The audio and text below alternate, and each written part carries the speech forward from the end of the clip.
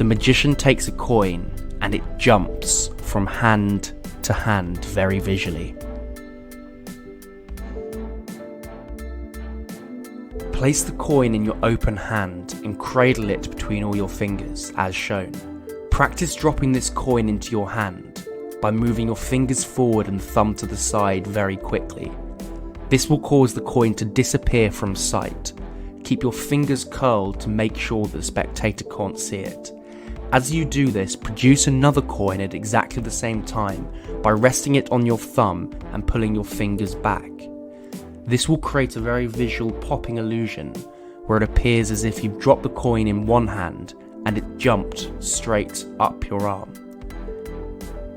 To keep doing the trick, simply do the same move but switch hands.